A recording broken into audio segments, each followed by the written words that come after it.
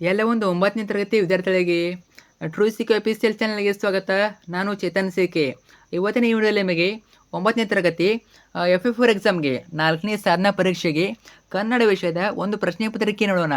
ಈ ಒಂದು question paper ನಿಮ್ಮ ಒಂದು FF4 ಎಕ್ಸಾಮ್ಗೆ ತುಂಬಾ ಇಂಪಾರ್ಟೆಂಟು. ಯಾಕಂದರೆ ಎಲ್ಲರೂ ಪ್ಯಾಟರ್ನ್ ಕೂಡ ಸ್ವಲ್ಪ ಸೇಮ್ ಇರ್ತದೆ FF4 ಎಕ್ಸಾಮ್ಗೆ.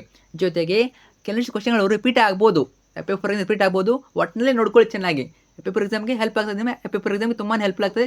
ಚೆನ್ನಾಗಿ ನೋಡ್ಕೊಳ್ಳಿ. ಕೊನೆಯವರೆಗೆ ತಪ್ಪದೆ ನೋಡ್ಕೊಳ್ಳಿ. ನೋಡ್ತೀರಲ್ವಾ?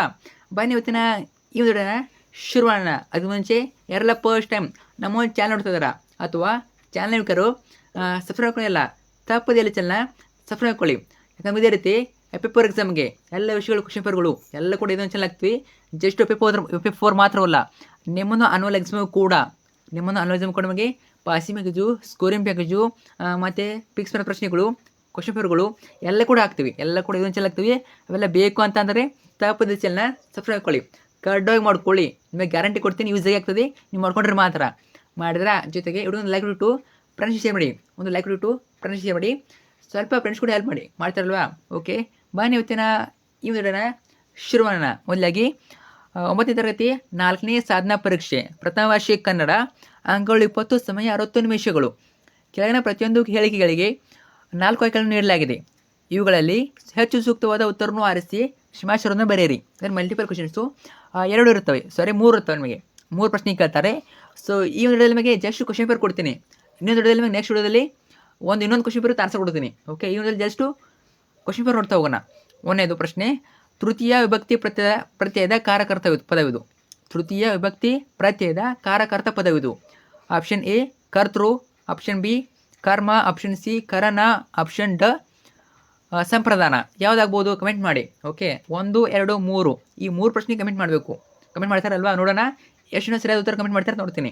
ಪ್ರಶ್ನೆ 2, ರಾಯ ಅನ್ನೋದು ರಾಜ ಆದರೆ ವೀರ ಅನ್ನೋದು ಏನಾಗ್ತದೆ? ನಂತರ ಪ್ರಶ್ನೆ 3, ಜೊತೆಯಲ್ಲಿ ಆಗಮ ಸಂಧಿ ಆದರೆ ಹಳಗನ್ನಡೋದು ಯಾವುದಾಗ್ತದೆ? ಯಾವ ಸಂಧಿ ಆಗ್ತದೆ? ಕಮೆಂಟ್ ಮಾಡಿ. 1, 2, 3 ನಂಬರ್ ಕೊಟ್ಟು ಕಮೆಂಟ್ ಮಾಡಿ. ನಂತರ ಕೊಟ್ಟಿರುವ ಪ್ರಶ್ನೆಗಳಿಗೆ ಒಂದೊಂದು ವಾಕ್ಯದಲ್ಲಿ ಉತ್ತರಿಸಿ. ಒಂದು ಪ್ರಶ್ನೆಗಳು 3 ಇರ್ತವೆ. ಟೋಟಲಾಗಿ 3 ಮಾರ್ಕ್ಸು. ಅಂದರೆ ಪ್ರತಿಯೊಂದಕ್ಕೆ 1 ಅಂಕ. ಅರ್ಥ ಆಯ್ತಾ? ಪ್ರಶ್ನೆ 4, ತುಪ್ಪದೊಡನೆ ಯಾವುದನ್ನು ಬೆರೆಸಬಾರದೆಂದು ಕವಿ ನಯಸೇನ ಹೇಳಿದ್ದಾನೆ?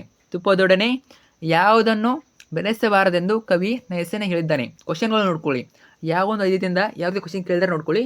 ಸೊ ತುಂಬಾ ಇಂಪಾರ್ಟೆಂಟ್ ಪ್ರಶ್ನೆಗಳು. 5ನೇ ಪ್ರಶ್ನೆ, ದುರ್ಗಪ್ಪ ಯಾರು?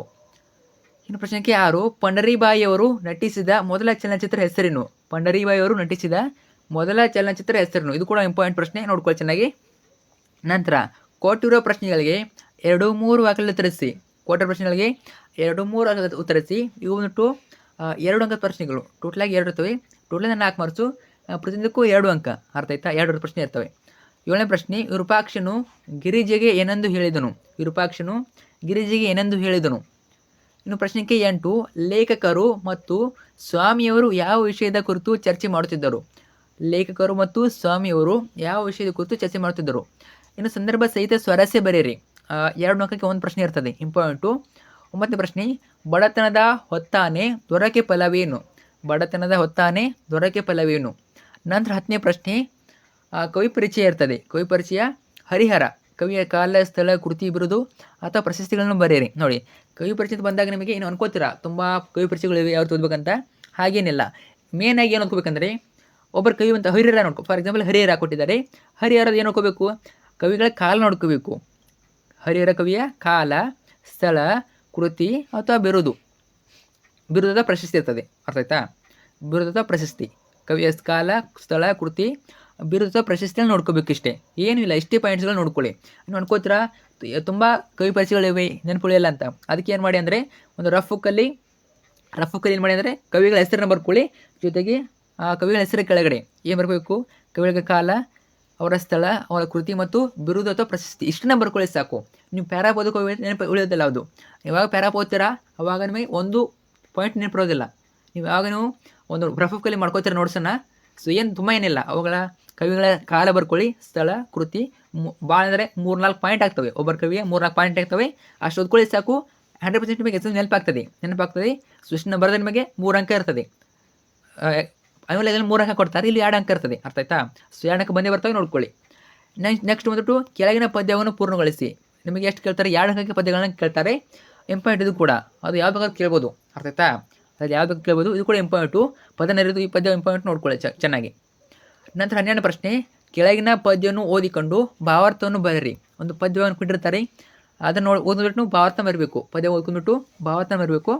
ಸೊ ಇದು ಕೂಡ ಹಳೆಗನ್ನಡ ಕೊಡ್ಬೋದು ಅಥವಾ ಹೊಸಗನ್ನಡ ಕೊಡ್ಬೋದು. ಹೆಚ್ಚಾಗಿ ನಿಮಗೆ ಹಳೆಗನ್ನಡ ಕೊಡ್ತಾರೆ ಅಂತ ಭಯ ಪಡ್ಕೋಬೇಡಿ. ಹಳೆಗನ್ನಡ ಕೊಟ್ಟಿದ್ರೆ ಭಯ ಪಡ್ಕೋಬೇಡಿ. ಎಲ್ಲ ಕೂಡ ನಿಮ್ಮೊಂದು ಬುಕ್ಕಲ್ಲಿ ಕೊಟ್ಟಿರ್ತಾರೆ. ನಿಮಗೆ ಯಾವೆಲ್ಲ ಸಿಲೆಬಸ್ ಇದೆ ಕನ್ನಡ ಬುಕ್ಕಲ್ಲಿ ಅಲ್ಲಿರೋ ಪ್ರಶ್ನೆಯನ್ನು ಕೊಟ್ಟಿರ್ತಾರೆ, ಅರ್ಥ ಆಯ್ತಾ? ಬೇರೆ ಹೊರದಿಂದ ಕೇಳೋದಿಲ್ಲ ಅವರು. ನೀವು ಯಾವುದನ್ನು ಓದಿರ್ತೀರ ಅದನ್ನೇ ಕೇಳ್ತಾರೆ. ನೀವು ಸ್ವಲ್ಪ ಓದ್ಕೊಂಡ್ರೆ ಗೊತ್ತಾಗ್ತದೆ, ಅರ್ಥ ಆಯ್ತಾ? ನಂತರ ನೆಕ್ಸ್ಟ್ ಕ್ವಶನ್ನು 13ನೇ ಪ್ರಶ್ನೆ, ಈ ಕೆಳಗಿನ ಪದ್ಯವಾಕ್ಯಕ್ಕೆ ಪ್ರಸ್ತಾರ ಹಾಕಿ ಘನ ವಿಂಗಡಿಸಿ ಛಂದಸ್ಸಿನ ಹೆಸರನ್ನು ಬರೀರಿ. ಛಂದಸ್ಸನ್ನು ಬರೀರಿ. ಸೊ ಕೊಡ್ತಾರೆ, ಇದು ಕೂಡ ಹಳೆಗನ್ನಡ ಕೊಡ್ಬೋದು. ಹೆಚ್ಚಾಗಿ ಇದು ಹಳೆಗನ್ನಡ ಇರ್ತದೆ, ಹೊಸಗನ್ನಡ ಯಾವುದೂ ಇರೋದಿಲ್ಲ ನಮಗೆ. ಫಿಕ್ಸ್ ಇದು 2 ಅಂಕ ಕೇಳ್ತಾರೆ. ಪ್ರಸ್ತಾರ ಹಾಕಿಬಿಟ್ಟು ಘನ ವಿಂಗಡಿಸಿ ಛಂದಸ್ಸಿನ ಹೆಸರನ್ನು ಬರೀರಿ. ಡೋಂಟ್ ವರಿ, ನೆಕ್ಸ್ಟ್ ವಿಡಿಯೋದಲ್ಲಿ ನಿಮಗೆ ಇನ್ನೊಂದು ಕ್ವಶನ್ ಪೇಪರ್ ಆನ್ಸರ್ ಕೊಡ್ತೀನಿ, ಅಲ್ಲಿ ಹೇಳ್ತೀನಿ ಯಾವ ರೀತಿ ಪ್ರಸ್ತಾರ ಹಾಕಬೇಕು, ಘನ ಯಾವ ರೀತಿ ಮಾಡಬೇಕು, ಯಾವ ರೀತಿ ಕ್ವಶನ್ ಕೇಳ್ತಾರಂತ. ಇವಾಗ ಜಸ್ಟು ಪ್ಯಾಟರ್ನ್ ನೋಡ್ಕೊಳ್ಳಿ. ಓಕೆ, ನೆಕ್ಸ್ಟ್ ವಿಡಿಯೋದಲ್ಲಿ ನಿಮಗೆ ಇನ್ನೊಂದು ಕ್ವಶನ್ ಪೇಪರ್ ಹಾಕ್ತೀನಿ ಕನ್ನಡ ಮೇಲೆ, ಅಲ್ಲಿ ಹೇಳ್ತೀನಿ ನಿಮಗೆ ಯಾವ ರೀತಿ ಘನ ಮಾಡಬೇಕು, ಯಾವ ರೀತಿ ಕೊಟ್ಟಿರ್ತಾರೆ ಆನ್ಸರು ಅಂತ ಹೇಳ್ತೀನಿ, ವಿತ್ ಆನ್ಸರ್ ಹೇಳ್ತೀನಿ.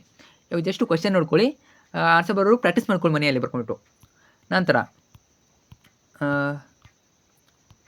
ಸೊ ನೆಕ್ಸ್ಟ್ ಆಯಿತು, ಇದು ಇಲ್ಲಿಗೆ ಪ್ರಶ್ನೆ ಪತ್ರಿಕೆ ಮುಕ್ತಾಯ ಆಯಿತು. ಸೊ ನೋಡಿ, ಟೋಟಲಾಗಿ 20 ಮಾರ್ಕ್ಸ್ಗೆ ಈ ರೀತಿ ಪ್ಯಾಟರ್ನ್ ಇರ್ತದೆ. ಓಕೆ, 20 ಮಾರ್ಕ್ಸ್ಗೆ ಈ ರೀತಿ ಪ್ಯಾಟರ್ನ್ ಇರ್ತದೆ. ಮೊದಲನೇ ಮನೆಯಲ್ಲಿ 3 ಮಲ್ಟಿಪಲ್ ಇರ್ತವೆ ಅಥವಾ 2 ಕೊಡ್ಬೋದು, ಅವ್ರು ಅಡ್ಜಸ್ಟ್ ಮಾಡ್ತಾರೆ. ಸೊ ನೆಕ್ಸ್ಟ್ ವಿಡಿಯೋದಲ್ಲಿ ಇನ್ನೊಂದು ಕ್ವಶನ್ ಪೇಪರ್ ಕೊಡ್ತಾನಲ್ಲ ನಿಮಗೆ, ಅಲ್ಲಿ ಹೇಳ್ತೀನಿ ಯಾವ ರೀತಿ ಕೊಡ್ತಾರೆ ಏನಂತ. ಇವಾಗ ಜಸ್ಟು ಕ್ವಶನ್ ಎಲ್ಲ ನೋಡ್ಕೊಳ್ಳಿ. ಓಕೆ, ಸೊ 3 ಮಲ್ಟಿಪಲ್ಲು, ಇನ್ನು 3 1 ಮಾರ್ಕ್ ಕ್ವಶನ್ಸು, ಇನ್ನು 2 ಅಂಕ ಪ್ರಶ್ನೆಗಳು, ನಂತರ ಸಂದರ್ಭ ಸ್ವರಸ್ಯ ನೋಡ್ಕೊಳ್ಳಿ, ಚೆನ್ನಾಗಿ ನೋಡ್ಕೊಳ್ಳಿ. ಹೆಚ್ಚಾಗಿ ತುಂಬ ಟಫ್ ಏನು ಕೇಳೋದಿಲ್ಲ, ಅಭ್ಯಾಸ ಭಾಗದಲ್ಲಿ ಹೆಚ್ಚಾಗಿ ಕೇಳ್ತಾರೆ, ಅವನು ಕೂಡ ನೋಡ್ಕೊಳ್ಳಿ. ನೀವು ಯಾವಾಗ ಓದ್ಕೋತೀರಾ, ಪಾಠದ ಪದ್ಯ ಚೆನ್ನಾಗಿ ಓದ್ಕೋತೀರಾ, ಆವಾಗ ನಿಮಗೆ ಎಲ್ಲ ಕ್ವಶನ್ ಬರ್ತವೆ. ಓಕೆ, ನಿಮಗೆ ಸಂದರ್ಭ ನೋಡ್ಕೊಂಡಿರ್ತದೆ, ಸಂದರ್ಭ ಪಾಠ ಅಂತ ಇಲ್ಲ, ಪದ್ಯದಿಂದ ಕೂಡ ಸಂದರ್ಭ ಬರ್ತವೆ, ಪದ್ಯ ಬರ್ತವೆ, ಪೂರಕ ಪಾಠಗಳ ಮೇಲೆ ಬರ್ತವೆ, ಅರ್ಥ ಆಯ್ತಾ? ಜಸ್ಟ್ ಪಾಠ ಮಾತ್ರವಲ್ಲ, ಹಳೆಗನ್ನಡ ಕೂಡ ಬರ್ತವೆ, ಅರ್ಥ ಆಯ್ತಾ? ನೀವು ಯಾವಾಗ ಚೆನ್ನಾಗಿ ಓದ್ಕೋತೀರ ಅವಾಗ ಮಾತ್ರ ಗೊತ್ತಾಗ್ತದೆ. ಏನಾದರೂ ಮಧ್ಯದಿಂದ ಕೇಳಿದರೆ ಅಂದ್ಕೊಳ್ಳಿ, ಸಂದರ್ಭ ಮಧ್ಯದಿಂದ ಕೇಳಿದರೆ ಆನ್ಸರ್ ಮಾಡೋಕ್ಕೆ ಆಗೋದಿಲ್ಲ.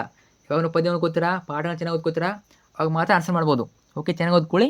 ಸೊ ಡೋಂಟ್ ವರಿ, ಕವಿ ಪರಿಚಯ ಕೂಡ ಕೊಡ್ತಾರೆ, ಒಬ್ಬರದು ಕೊಡ್ತಾರೆ, ಚೆನ್ನಾಗಿ ನೋಡ್ಕೊಳ್ಳಿ. ತುಂಬ ಏನಿಲ್ಲ, ಆವಾಗ ಹೇಳಿದ್ನಲ್ಲ, ಕವಿಗಳ ಕಾಲ, ಸ್ಥಳ, ಕೃತಿ, ಬಿರುದನ್ನು ನೋಡ್ಕೊಳ್ಳಿ, ಸಾಕು. ಇಷ್ಟು ನೋಡ್ಕೊಳ್ಳಿ ಪಾಯಿಂಟು. ಸೊ ನಿಮಗೆ 2 ಮಾರ್ಕ್ಸು 3 ಮಾರ್ಕ್ಸ್ ಫಿಕ್ಸ್ ಬಂದೇ ಬರ್ತವೆ, ಅರ್ಥ ಆಯ್ತಾ? 2 ಮಾರ್ಕ್ಸಿಗೆ ಕೇಳಿದ್ರೆ 2 ಮಾರ್ಕ್ಸು, ಇನ್ನು 3 ಮಾರ್ಕ್ಸಿಗೆ ಕೇಳಿದ್ರೆ 3 ಮಾರ್ಕ್ಸು, ಇಷ್ಟು ಅಂತ ಪದ್ಯ ಭಾಗ ಕೂಡ ಕೊಡ್ತಾರೆ, ಚೆನ್ನಾಗಿ ನೋಡ್ಕೊಳ್ಳಿ. ಸೊ ತುಂಬಾ ಈಸಿ ಪದ್ಯ ಭಾಗಗಳು, 1-2 ಸಲ ಓದ್ಕೊಂಡ್ರೆ ಗೊತ್ತಾಗ್ಬಿಡ್ತವೆ. ನಂತರ ಪದ್ಯ ಭಾಗ ಇರ್ತದೆ, ಪದ್ಯ ಭಾಗ ಇದು ಕೂಡ ಭಾವಾರ್ಥ ಬರಬೇಕು, ಇದು ಕೂಡ ಈಸಿನೇ, ನೀವು ಓದ್ಕೊಂಡಿದ್ರೆ ಮಾತ್ರ. ನಂತರ ಪ್ರಸ್ತಾವ ಹಾಕೋದು, ಇದು ಅಲ್ಲೇ ಇರ್ತದೆ ಕ್ವಶನ್ ಪೇಪರಲ್ಲಿ, ಪ್ರಸ್ತಾವ ಹಾಕಿಬಿಟ್ಟು ಛಂದಸ್ಸಿನ ಬರಬೇಕು. ಸೊ ಇಷ್ಟು ಪ್ರಶ್ನೆ ಪತ್ರಿಕೆ ನಮ್ಮ ಫ್ರೆಂಡ್ಸಿಗೆ ಶೇರ್ ಮಾಡಿ, ಖಂಡಿತ ಶೇರ್ ಮಾಡಿಬಿಟ್ಟು ಅವರು ಕೂಡ ಹೇಳಿ, ಸೊ ಈ ರೀತಿ ಪ್ರಶ್ನೆ ಪತ್ರಿಕೆ ಇದೆ ಅಂತ ಖಂಡಿತ ಹೇಳಿ. ಜೊತೆಗೆ ಕಮೆಂಟ್ ಮಾಡಿ, ನಿಮಗೆ ಯಾವ ಬೇಕು ಕಮೆಂಟ್ ಮಾಡಿ, ಪ್ರಶ್ನೆ ಶೇರ್ ಮಾಡಿ. Thank you so much.